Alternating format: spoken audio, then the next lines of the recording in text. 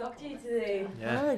You cut your hair. I really like your new haircut. Oh, thank you. I had that short as well. One that is so much more comfortable. Oh, I thought you were going to say it's so much because it's a lot of work. To put them together. Yes, because I thought short hair would be... Sometimes I have to schedule washing my hair because it's just like Oh, it yes, takes a long and time. drying it. Yes. When it was short, it was easier that way. The first time you cut it, though, when you washed it, were you like having ghost phantom limb hair? Like you'd wash it and you'd still think you had hair? The thing that I hated was my hair very curly. When it started growing, that I had all these like weird curls at the end, and I was like, I can't wait to for it to grow.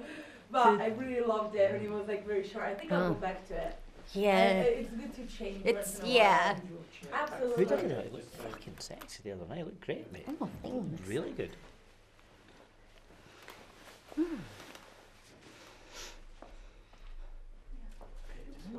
Yeah.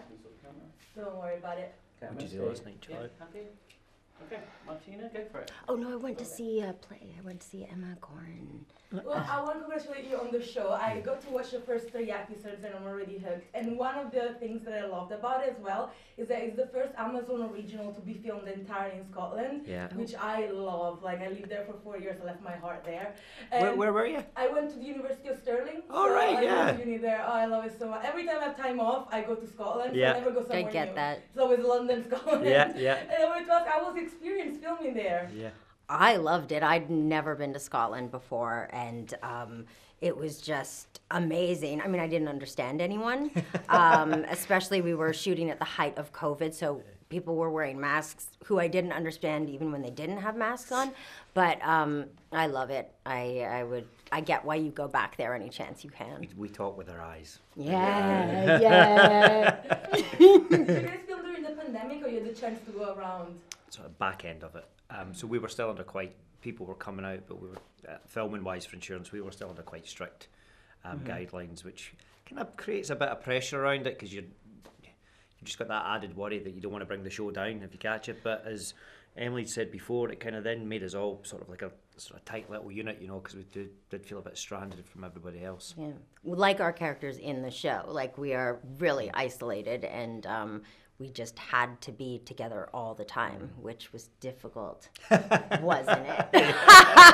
For the real life tension. And every time I talk with people that had to film during the pandemic, they always complain that they didn't get a wrap party. Was that the case with you? I think there was one in like a car park or something, invited. but no, I think we both went on to other jobs right away. We left, unfortunately. Yeah. I heard rumours it was a good night. we had a few nights out in between though, so we did all right. Yeah, I feel like we're getting our wrap party net like after the I think I had one last night. Yeah. And Emily, did you try any Scottish delicacies or like something about Scotland? Yeah, I mean the Scottish delicacy is iron brew, which Martin introduced me to, and I basically don't understand why it's not in Canada and America. I'm smuggling some back. Hopefully they can. I'll get you hooked up. Yeah. Okay. We've got like an underground network of iron brew dealers. Yeah, like the black market of iron brew. Yeah. I don't think it's here either. It's not even in London, I think. No, it's if you look for it, you'll find it. Oh, It's definitely, yeah. And Martin, what's the thing that you miss more about Scotland when you're not there? The green. I mean, that comes from having a lot of rain, but especially when I spend a lot of time in America on the west coast, it's very dry and very brown, and I love it there as well. But I do miss how the green is like a deep, deep green that I don't really see anywhere else. Yeah, when you come in on the flight, just looking down, it is like that. It does feel good. You got to go back to Edinburgh for the premiere the other day as well. It looked very cool. That was great. And honestly, like, kudos to Amazon for that stuff. Like, they're not shying away from the fact it's a Scottish production, and I feel very, as a proud Scotsman, I'm chuffed to be part of something that has that scale and ambition. But it was great that the whole thing was in Scotland and getting back to the first premiere up there and stuff. I'm really delighted with that. And I have to force myself to move from the topic of Scotland, otherwise we're going to I wanted to talk, Emily, with you about the female representation in the show, which is something that really struck with me because it's a very male-dominated industry, the one that the TV show is set on. So I wanted to know what was about that female representation that struck with you, not only with your own character, but with the other female characters. I mean, I loved Rose. I played Rose Mason in the show, and what I loved about her on the page was that she was this woman going into a man's world and didn't, being the outsider on the crew, she's not the most popular, and being corporate, she's not very well liked. But what I love about her is that she doesn't care about being liked, and that was something I really wanted to rub off on me. I like to play characters that I think have these like qualities that I want for myself. So I really admire her, and I also think the setting of the rig, it is a very male-dominated kind of industry, but like all industries have been male-dominated, and it's changing slowly but surely. So you're taking something from her and on your own experience on like your own work when you have like working in a male-dominated. Well, just her confidence in, or at least even if it's put on at first, which I think it has to be when you're used to just not being taken seriously, not being, everybody's ready to kind of shut down your idea, or in a way that they don't do to men. But what I thought was really cool about this was the women in this show, like Rochenda, who plays Kat, and Molly, who plays Heather, are so like tough in a feminine way that isn't there's no stereotypes really in it. These are just characters, like humans that you love, male or female. So yeah, I think it's really done well. Yeah, I agree. I do now. I want to channel my inner Rose as well. Yeah, right. You know what's funny? I did some research because Rose is a geologist, and I did some research with Kirsty Wright, who is the top of her field in geology, and Rose's character, there's nobody in her position because it's so high up. There's no female in that position, but Kirsty would be just under that. And she was saying, she almost started tearing up when she was saying, I feel like your character is a superhero to me that I never had when I was younger, because she would collect rocks and be into science, and there was no kind of female idol in that way. And so she read the scripts and she was like, Rose is my hero. So that would be happy. Lovely, yeah. It's so beautiful. And Martin, when it comes to your character, because I read that you actually know people that did work in the rig. So is there anything that you learned from them about to put in your own character? My dad worked offshore. My dad worked in oil rigs, and I've still got some friends. But it's definitely changed from my friends who are out there now. They've got gyms and Wi-Fi, and I was going to say Netflix. Of course, they've got Amazon as well. But they've got all those sort of home comforts. Does Amazon ship there? That would be. And I'm sure they do. But my dad never had those. And there's definitely I think there's the one particular scene I've got that sort of big stunt, and it's when they talk about they have to do this kind of old sort of style thing to ignite this sort of big fire thing, and watch the video of a guy really doing that, and back in the 70s or something, and how casual they make it look, and it's like the health and safety kind of things was wild. But yeah, it's nice to have those little personal connections and stuff, and I'm sure my dad will be putting me right on a few things that I'm sure he's going to just say I got wrong anyway. But I think that industry's been such a huge part of our culture in some ways, and the world's changing, and we definitely have these sort of the underlying kind of thing of climate change going on through it. But what we achieved out in the North Sea in terms of feats of engineering is incredible, and it's something that should be cherished in those people's, their skills and their bravery out there. But I think we definitely have this. What David's done great. First and foremost, this show is about entertainment. I think people are going to have fun watching it, but there is a kind of underlying tones going along with it. And in fact, one of the important theme of the show is the environment. And I wanted to know, did you learn more about the human impact to it and ways to fix it while you were studying for these roles? I mean, I learned a lot of stuff I didn't know just about the history of the Earth. And, you know, Mark Bonner has this great line in the show where he says, you know, if you keep punching at the Earth, sometime it's going to punch back. I did not say it as well as he did, but it's a living thing. And what I like about what David's writing did was it's not preachy in any way. It's just stating the facts of like, this is climate change. And he's also coming from a place of respecting the oil industry. His dad worked, you know, on the rig. And so it's just showing us where we're at and what the future could be, which I can't really say that because it's a spoiler of what the future is in the show and in the entire universe. But I did learn a lot, and every time I would go to set, after you start to learn about how insignificant humans are to the whole, like, how long this planet has been existing, it really starts to put things in perspective of, like, nothing matters. Like, we are this big. That's what I learned. It's a good way to start your day, isn't it? That's how I go to work. I'd see people walking, and I'm like, we're all going to be dead. Yeah. Yeah. Extinction. Mass extinctions are fascinating. And Ali, you worked in big American sets when it comes to TV show. What's the difference between American sets and British sets? This is definitely the biggest set I've ever worked on. It's funny to hear all the Scottish people talk about this set and this new studio because it was my first experience, so it's all I knew of a Scottish production. And I'm like, oh, I guess you guys make blockbusters here.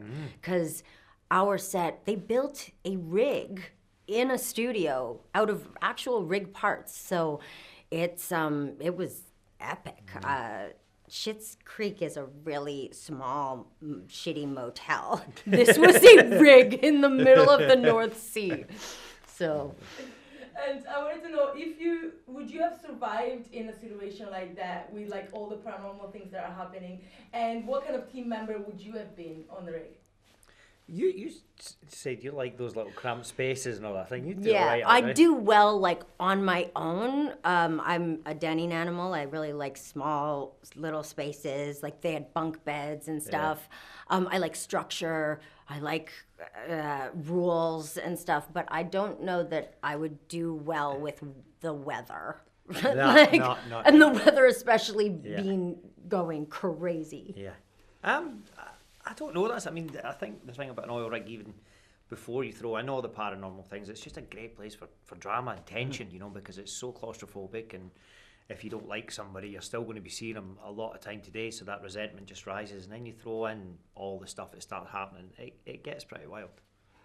And Martin, I have an unrelated question, because I read this somewhere, and I'm like, I have to ask him about it. I can't wait. Did you party with the Arctic monkeys? Yes. I don't even know this. Did. No, I mean that was insane. Like some like days I'll take to my grave with me. I had a very weird thing. I was doing, it's just bizarre in our job sometimes happen. I was doing a radio interview for I think a TV show or something, and somebody just asked me, was there a song that changed your life? And I heard their song when I was at school, and music was shit when I was growing up. It was all like, we missed Blur and Oasis. It was all pop idols and all that kind of reality TV shows, and then the Arctic Monkeys came out, and then there was this explosion of indie rock, of Arctic Monkeys, The Killers, Kasabian, Cortinas, The View, all these amazing bands. Then I spent the next 5 years just going to gigs, and I played that, and they played that song, and then I just got a call saying, we've got a new album come out, do you want to come to Budapest and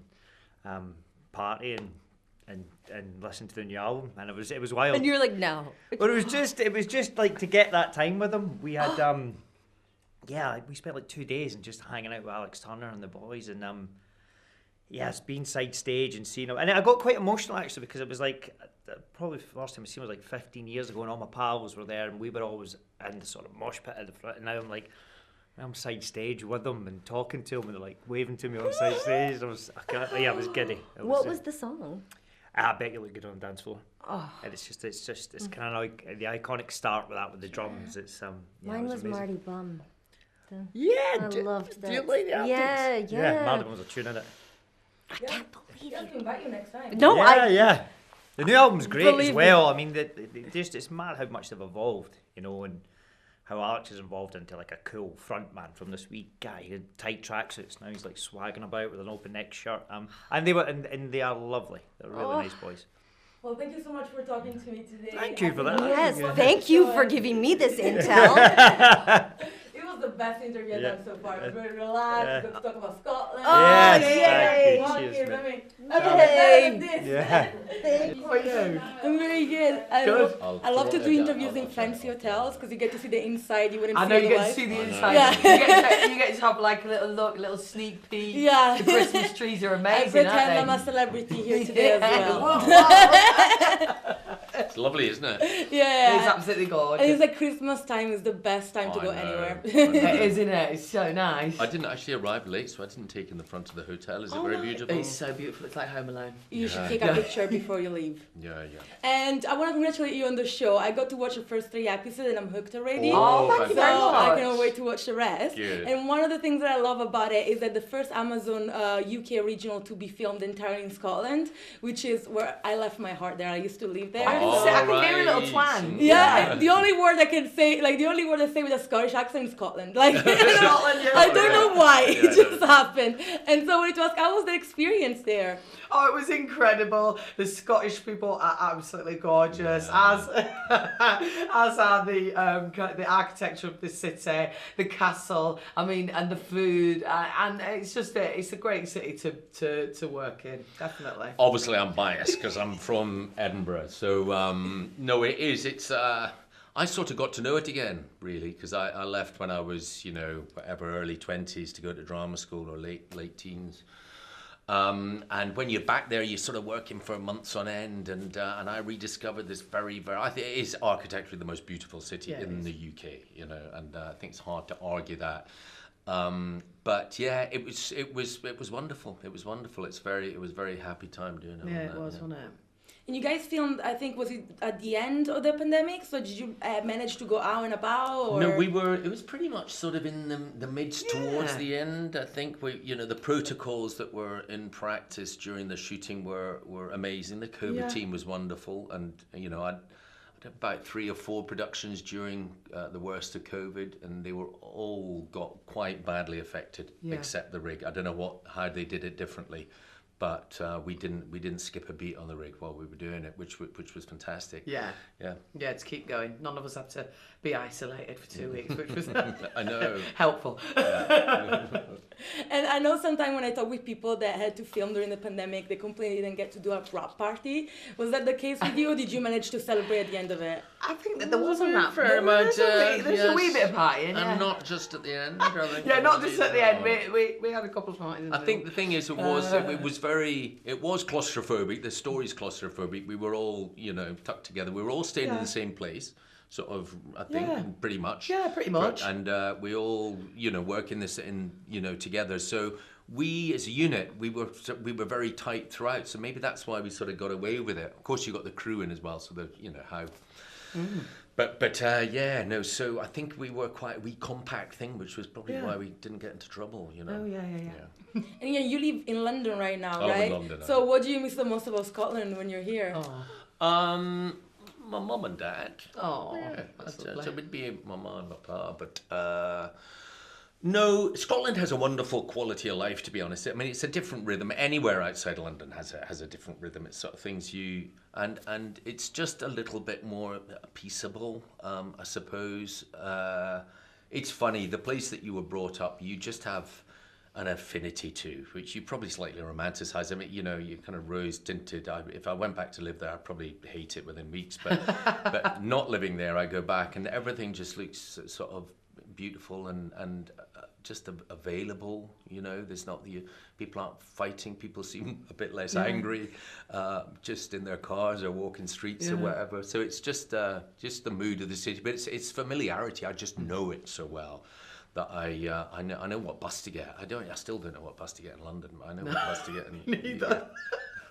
I forced my Scottish boyfriend to come to London with me, so every time we have a chance, we have to go back. Oh, you go back, get a bit of that fresh Scottish air. What did you love about it? Oh, well, there's one thing that, like, it's not in Edinburgh, it's not anywhere else, Right. but I got obsessed with Baines. With beans? Do you know Baines? It's like a pastry shop. Yeah, all That right. I didn't know doesn't yeah, exist anywhere else. There you go. I was like, and I was so obsessed with it, and I was like, oh no, now I have to go to London. There is none of it, like no Scotch pie. You'll have to open a branch here. Yeah, but apart from food, it's just like the people. I feel like, as you said, it's a way chiller it's a softer environment. Yeah. And I wanted to know now let's go to the show, because otherwise we're going to talk about Scotland all the time. No. And Rochenda, I wanted to ask you about the female representation in the show, because it's something that really struck to me, because it's a male-dominated industry. Yeah. So I wanted to know what was about not only your character, but the other female characters that really intrigued you, and if you brought your own experience to it. Yeah, I mean, I personally, as Rochenda, I have quite a lot of male friends anyway, so I'm always very attracted to roles like that, because I think it's a kind of a different look at how females are perceived in the outside world. For me and my character, I think that she slid into the male the male world quite easily, because she's ex-military, so she will have been used to being in an environment with tons of guys. But I think the role of Heather is quite an interesting one, because she does seem like a wee bonny lassie from kind of, you know, the Upper Hebrides that's you know, very religious, and she kind of slots in with the banter so quickly, but still very true to her female form. So yeah, it was interesting, and you know, for me it was a great shoot, and it kind of brings out the female strength, which is always a good thing to play.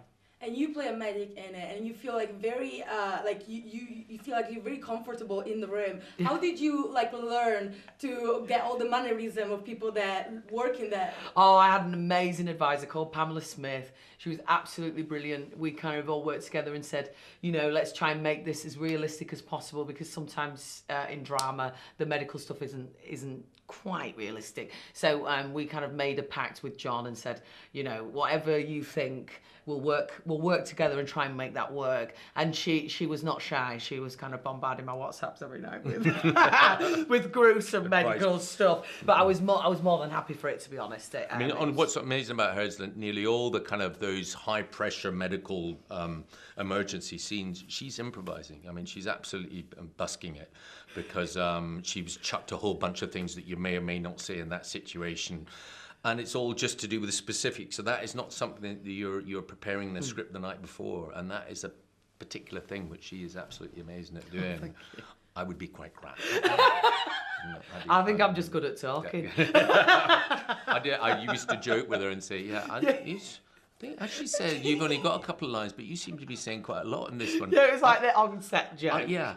I've got the majority of the lines, but you seem to be saying more now that we're doing it. Can you shut up? Script supervisor was like, yeah, that's right. Say cut. I said she's saying an awful lot. I couldn't even get my line in. She was speaking so much. Honestly, you're so reassuring as a doctor. I want you to be mine. Like, I want you to go up to physician. Right. You do not want Rochenda to be you as your doctor.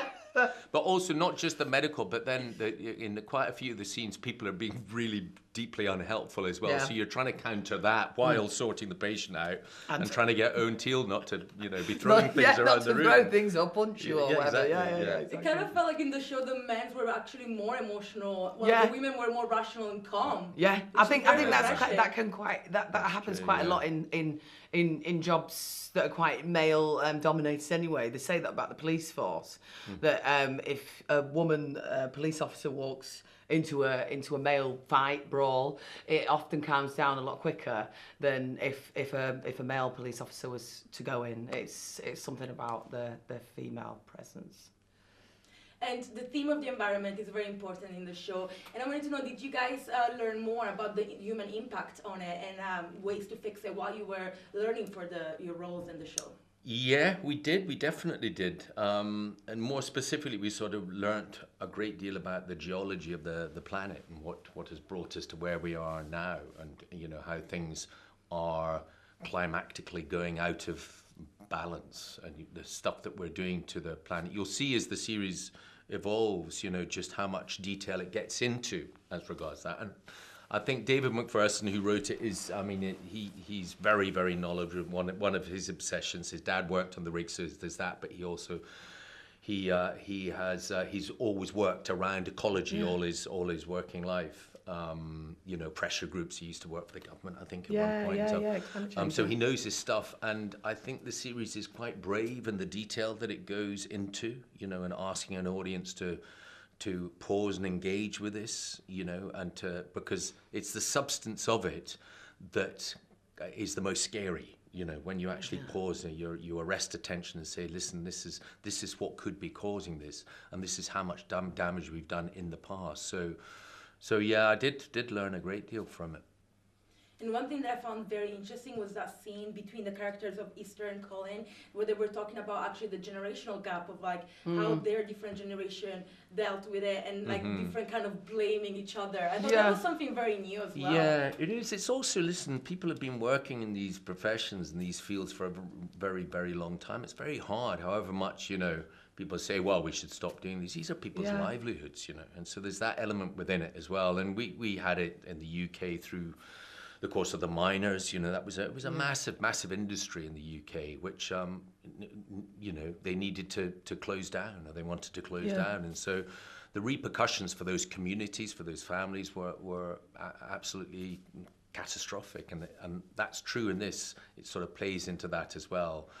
And it you know, it may be completely morally right that we shouldn't carry on doing it, but you know, it's the way people are trained to do that one thing, and so what do they do with their lives? Yeah, so that's complicated. Human-wise, it's really complicated. And I wanted to know, the two of you, if you had to be in the rig, but the one of the show, so with all the paranormal happening, I wanted to know, how would you have survived, and what kind of team member would you have been? Oh, as ourselves? Yes. Yes. Oh, we said this the other day, didn't we? I think we'd all be pretty... Yes. I mean, we're actors. Yeah, we're you know, actors at the end of the day. I dived off, but no. But Emily was saying that she'd be really good because she's really good in small spaces. Yes. So maybe we'd have to take Emily. Yeah, exactly. Yeah. She's good in tight spaces. She's good with not a lot of stuff, she said. So she'd be quite a good person to take. Yeah. And I wanted to know, unrelated question, Iain, House of the Dragon came out this year. Have you been watching, and what do you think?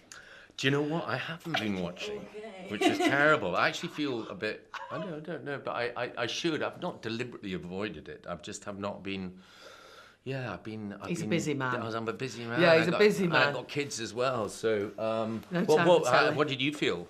Oh, I liked it. Yeah? It's still too early to say if it's going to be as good as Game of Thrones. Okay. Yeah. But I'm going to keep watching. It's not going to be as good.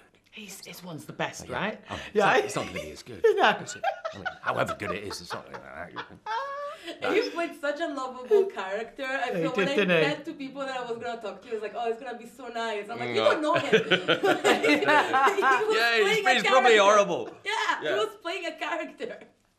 And I wanted to know, when it comes to behind-the-scene facts, because I always love to learn new things that happen while the making of the show. So is there any behind-the-scene fact that you think fans would like to learn? Maybe an anecdote? Oh, gosh, from the Riggy Rig. That's hard, Riggy isn't it? Rig. What about you? Sorry when you fell.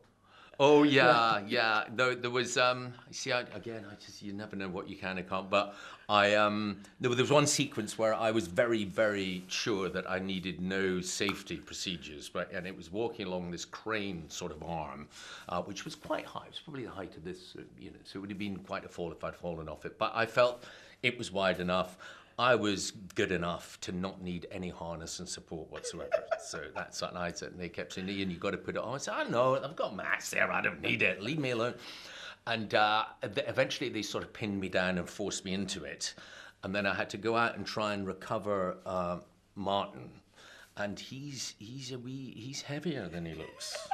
And as I sort of tried to raise him, sort of something slightly gave my back, and I toppled sideways and was left suspended on this thing, which if I hadn't worn it, would have been an absolute disaster. Yeah, it would have been without a boss. There was a kind of collective, oh God, as I sort of locked from this thing.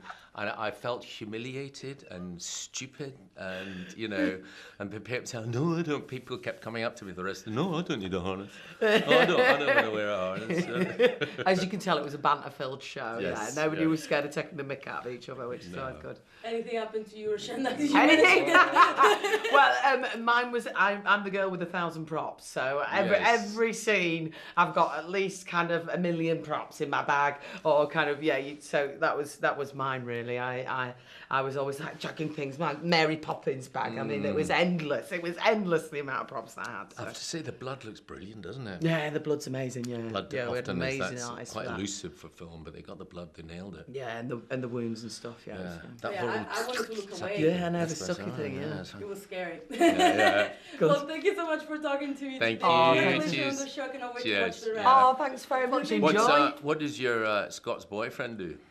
He works as a journalist as well. Does so he? Oh, great. So it works Oh, we yeah. hand in have to hand. stay here now, but maybe we'll go back to Edinburgh. It's Lovely. so Oh, I think there's now, plenty of but- press